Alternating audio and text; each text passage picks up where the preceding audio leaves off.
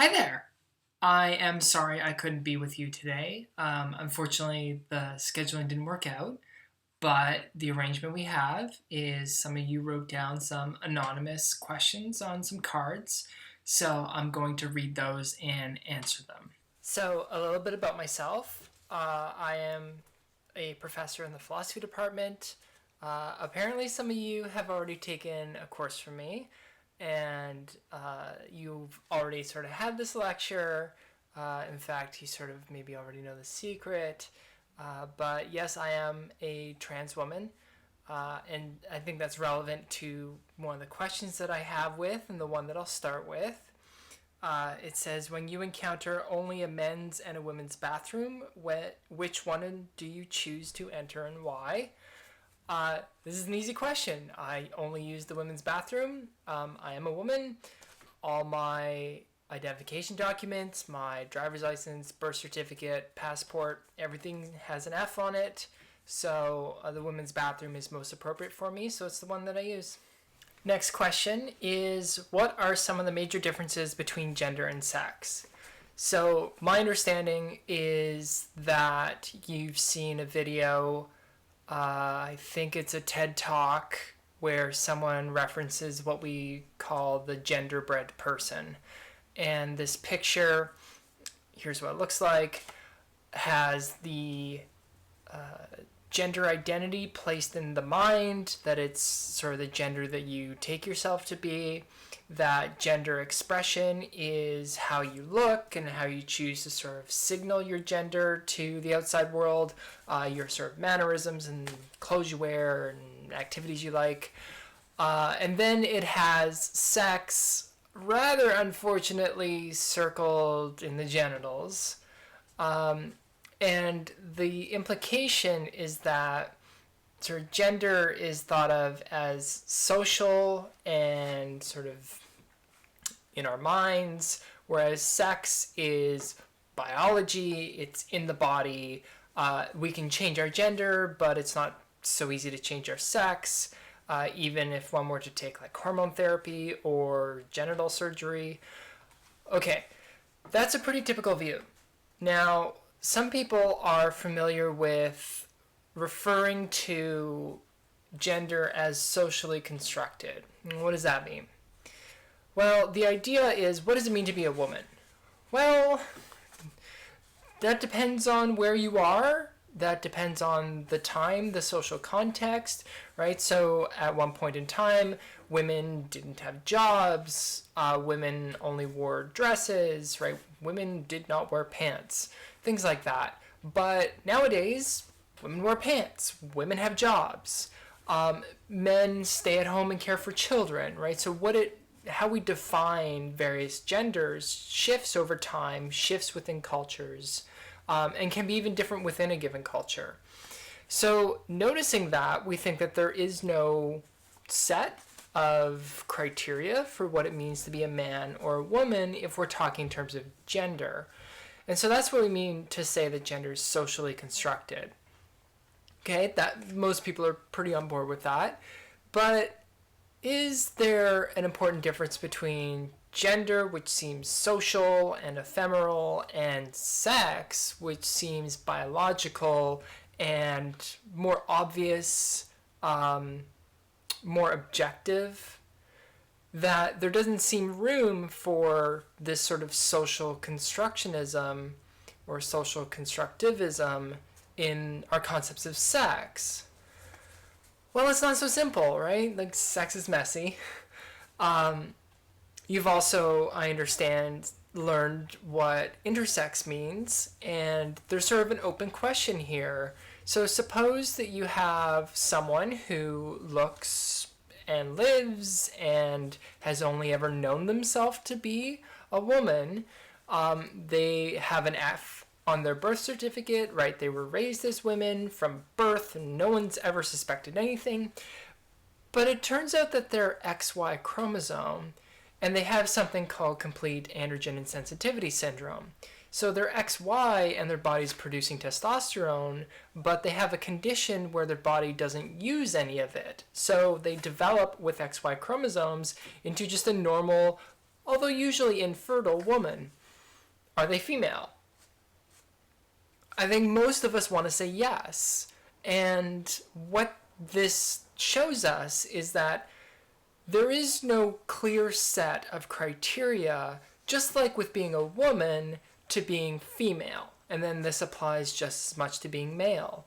So biology is not neat. It isn't divided into what we call sexual dimorphism. There aren't only male and female in our species. There are intersex people, but there are also these borderline gray area cases where we want to call someone female even though they have attributes that we normally attribute to male.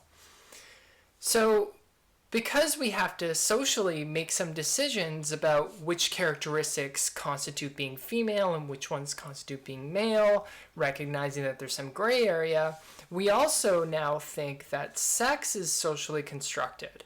So both gender and sex are socially constructed. It's just that they're made out of different stuff. So gender is socially constructed out of social stuff. Fashion, for example. Whereas sex is socially constructed out of physical stuff, bodies, biology, chromosomes, hormones, genitals, things like that. So the current thinking on the sex-gender relationship or sex-gender distinction is that it's not a clean distinction and that both are socially constructed but in different ways. So in a lot of cases, when I want to talk about sex or gender, I use sex/gender and just run them together because there is no clear division between them. Next question. How do you feel about laws that create separate but equal facilities for transgender people? So it depends on what this question means. Here's what I think it means. What do I think about things like single-stall lockable bathrooms that anyone can use, right? It's only one stall. You open the door, you go in, you lock the door. It's your own bathroom. There's a sink inside, right? Starbucks has these, for example. What do I think of those? Okay. Well, if the question is only what do we think of those bathrooms, they're awesome, right? I think we should have more of them. I think that people, not just trans people like single-stall lockable bathrooms. The issue happens when we have multi-stall, single-sex or single-gender bathrooms, right, men's or women's, and we have one or a number of single-stall lockable bathrooms, and we require trans people to only use the single-stall lockable, right? They're not permitted to use a bathroom in their gender. So we make trans women not allowed to use the women's bathroom, and they have to use the single-stall lockable. So what do we think of that? That's not okay. So that's what we refer to as separate but equal, and this calls back to what we know as Jim Crow laws, segregation laws with respect to race, where we had white bathrooms and black bathrooms, white water fountains and black water fountains, white schools and black schools, where a black student could not go to a white-only school. And people would say, well, you're separate, right? You're not allowed in our school, but you're equal because we have a school for you too, even though it's not quite as good, and we all know that. So you're not equal because you're separate. And the U.S. Supreme Court, in the Brown v. Board of Education decision that led to the desegregation movement, basically decided that separate but equal is never equal. It inherently stigmatizes the people who are kept separate.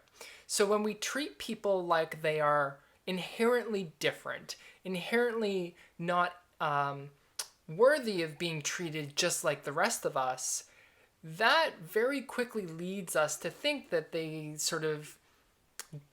there's something wrong with them, and things like harassment and discrimination come along quite quickly. So there's a very real worry that we've decided that it's not okay to employ separate but equal reasoning with respect to race. We shouldn't do it with respect to gender, gender identity, trans people, especially with things like bathrooms and change rooms. So, not okay with separate but equal, well, trans people have to use single stall lockable bathrooms, gender neutral bathrooms. On their own, these things are great, but it's not okay to require trans people to only use them. The better policy is to permit trans people to use the gender in their express gender identity, and then to make more available options like single stall lockable bathrooms.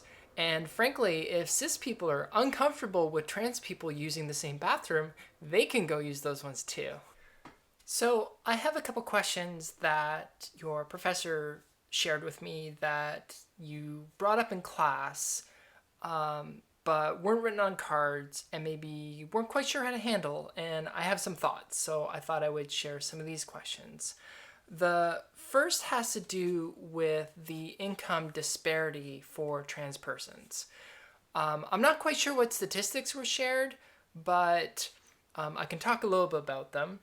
There have been a few large-scale studies of trans people focusing on harassment, discrimination of various forms, one of them being income, but also things like housing discrimination, but also things like violence. The income data that we have for trans people is that the median income is around $15,000, which those are poverty numbers. Trans people are 4 times more likely than the general population to be earning under $10,000. And the perhaps interesting thing about trans people is that they are more highly educated than the general population on average. It's extremely common for trans people to have an undergraduate degree and yet be in poverty. Why is that? A few reasons. One is people are refusing to hire trans people. So there was long a problem with things like the Social Security Agency, where if your Social Security number carried your gender and it read male, but you're a trans woman who transitioned years ago but just was unable to change your gender marker on your Social Security account, then your employer, when they tried to pay you and said, we have this person with this Social Security number who is female, here's her information, it would bounce back to the company saying, well, actually, that number is male. And that immediately outed trans people to their employers. And it is perfectly legal in nearly every city to fire a trans person for being trans. There are very few state-level protections against firing trans people for being trans. Instead, there are often city ordinances protecting trans persons. And to some extent, this is what the North Carolina fight was over, where Charlotte wanted to pass an anti-discrimination law protecting trans persons, and the state legislature flipped a table and wanted to remove the ability of a city to pass its own anti-discrimination law at the city level. So if one is lucky enough to live in a city that has passed anti-discrimination lawsuit or protections, then it's you have recourse if you're fired and you can show that your being trans was a motivating reason. One of the problems is that's extremely hard to prove, and it's usually very costly. And if trans people on average are earning less money, then they tend not to have legal resources to fight anti-discrimination suits for being fired. So on the one hand, trans people are often not hired. one justification is often, well, what will our customers think? Well, that's not so fair, right? You should be concerned about your employees too and what's fair to people. So, for example, think of if you're a masseuse and you're a trans person and you're visibly trans, then you might have a hard time finding clients because people will be like, ew, I don't want you to touch me. So it can be very hard for trans people to find work. The bigger issue tends to be that if you transition while on the job, or you get a job and then they find out you're trans, then you get fired. So the employment discrimination happens both at the level of being hired. Often it's at the level of being fired once people find out. So that's sort of the source of the income disparity, which is maybe more than you thought it was. Second question. This one's kind of hard. It has to do with a type of slippery slope argument. So if we're okay with gender transitions and people can just say, I'm a woman, and then they're a woman, well, can we change race? So if there are gender transitions, are there racial transitions? I think no. And it's not so easy to explain why, but here's a shot. So race is similar to sex in that they're both socially constructed, but built out of biological stuff. That's not the complete story, but it's sort of the quick and dirty version. Some people think that what it means to be of a particular race also carries with it a kind of social history, a kind of cultural memory of the race that you are and what people of your race have also experienced. And you can't just select into that. You can't just say, I identify as African suddenly and opt into a history that physically you are not part of. So if race is socially constructed out of biological stuff, where that biological stuff carries with it some history that matters, we think, to being of a particular race, then by just declaring that you are a particular race doesn't work conceptually.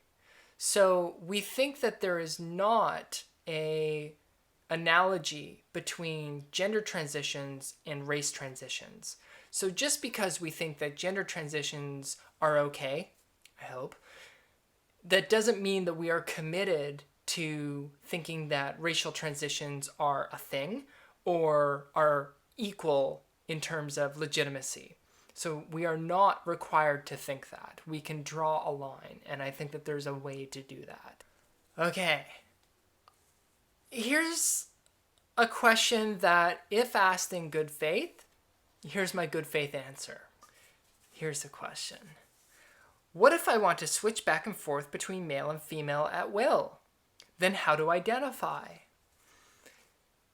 Those people exist. And I can't, if this is a good faith question, I can't quite answer that. How someone like this identifies is up to them. Here are some options. So there are trans people who we used to refer to as transsexual and we don't anymore. The reason for that is that it's a highly medicalized term and there's a long history of medical abuse of trans persons. So the people we're talking about, people like me, where you have a gender transition, you tend to identify with one of the binary genders of man, woman. And typically when we think of trans people, that's who we're thinking of. But that's just one option. So some people are what we call genderqueer. Genderqueer people don't have a nailed down what are you answer. They identify as genderqueer. So they often incorporate what they feel best matches themselves. Genderqueer people often prefer the pronouns they, them, their, but not always. I have a bunch of genderqueer friends, and every single one of them is different. And they just found that identifying as genderqueer fit best for them. Another option is you can be agender. One word. That means that you don't identify as having any gender at all. Now, this is where the sex gender distinction might help us, that they still have a body, they still have genitals and chromosomes and all that sort of stuff.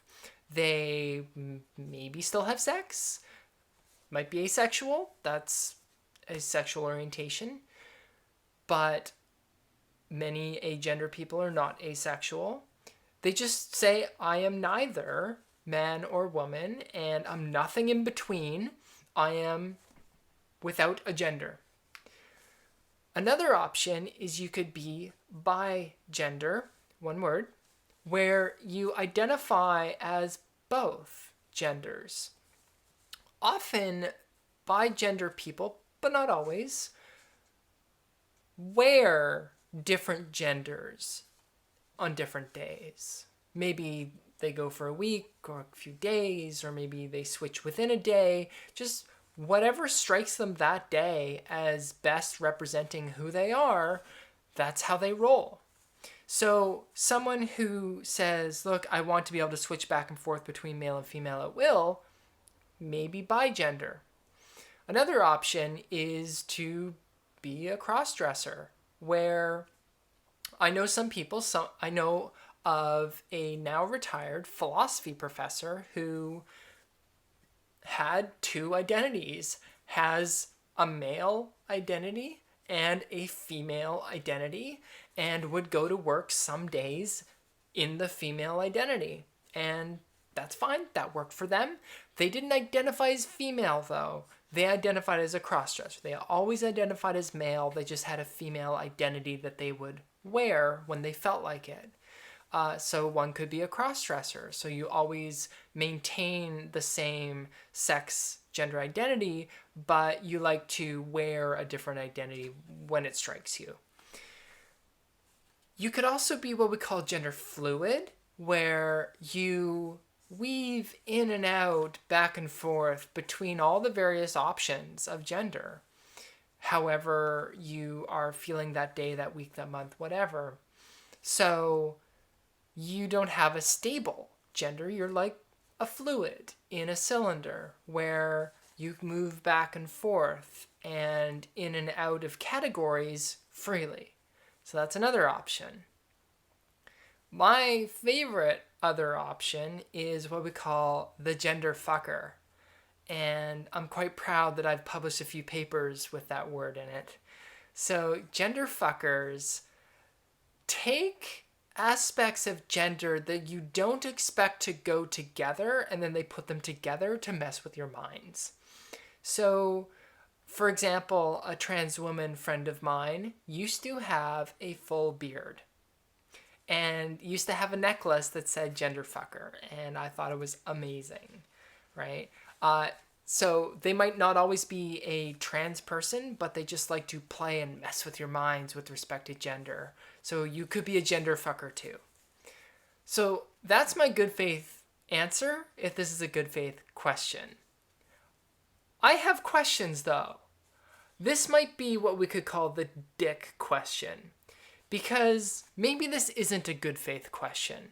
That one wants to ask, well, why don't I just do whatever I want? And if I want to go look at girls get changed and shower, I'll just like not change anything about myself and walk into the women's change room and say, I'm a woman. What? What are you going to do? If that's what this is about, I don't think I have to answer that. And I'm a little concerned that when presented with an opportunity to ask a trans person whatever you wanted, and I don't know if you knew that I'm a trans woman, but sending a trans person a question with dicks written on it is not okay. Final question. This is a hard one, and it's a good one.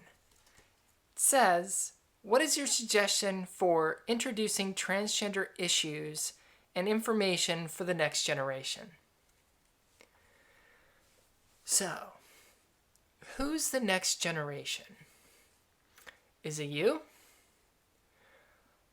Is it high school?